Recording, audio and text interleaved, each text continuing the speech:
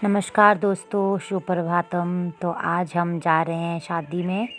मौसम काफ़ी ख़राब था आज, बहुत ज़्यादा ओलावृष्टि हो रही थी, धुंध थी, बहुत ज़्यादा ठंड थी।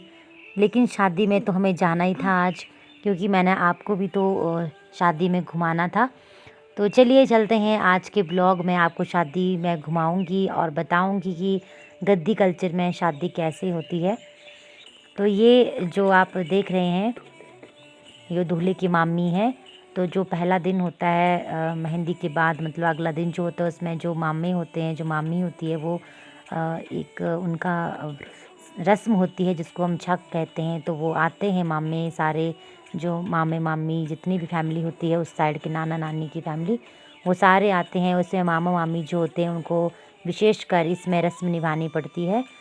तो जो भी विवाह की सेरेमनी होती है उसमें जो रस्म और रिवाज होते हैं, वो उसमें ये मामा मामी ही सारी अदाकारी करते हैं। तो आप जैसा कि देख रहे हैं, अभी ये तोरण पूजा हो रही है, यानी कि जो घर की जो मेन एंट्रेंस होता है वहाँ पे तोरण सजाया जाता है, जो मामा मामी के द्वारा लाया जाता है यहाँ पे, और पूजा की जाती है। उसको स्थापित किया जाता है मेन गेट पे, मेन डोर पे। जो तोते की तरह कुछ लकड़ी के बने होते हैं, उनको ऊपर गेट पे सजाया जाता है। दहलीज पे जो गेट पे बना होता है शादी का, उस पे। और इसी तरह से सेरेमनी की शुरुआत होती है।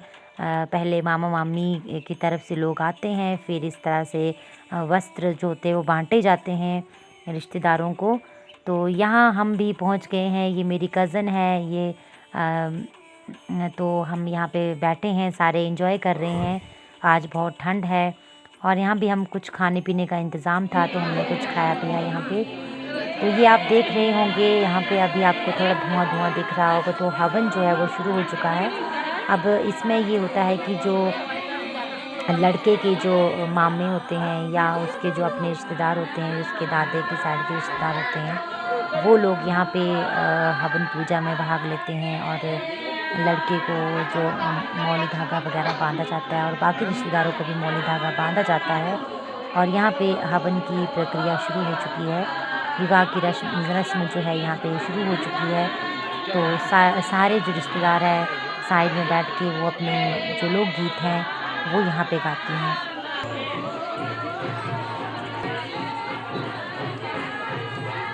तो इस तरह से दोस्तों हवन पहले किया जाता है। अपने जितने भी ग्राम देवता होते हैं और कुल देवता होते हैं, उनकी पूजा की जाती है।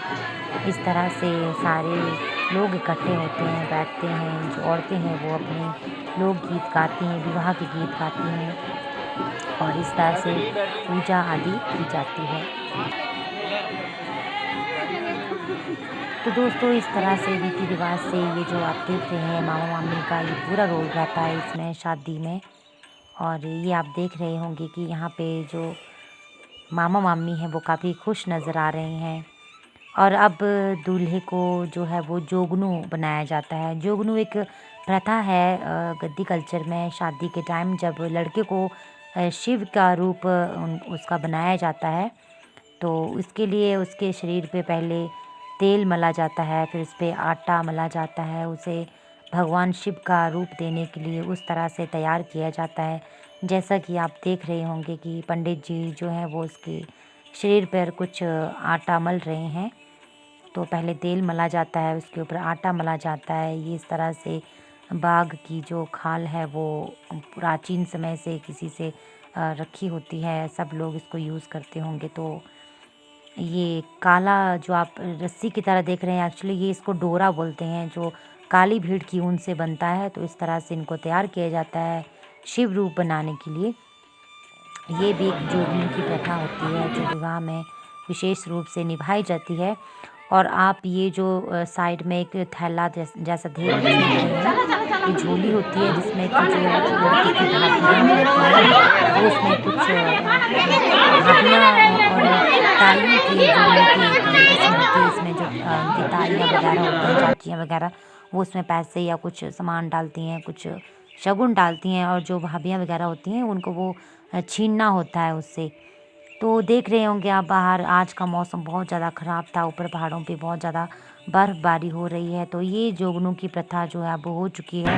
अब लड़के को स्नान करने के लिए ले जाया जाएगा। तो हम और बैक टू द स्टोरी भैया।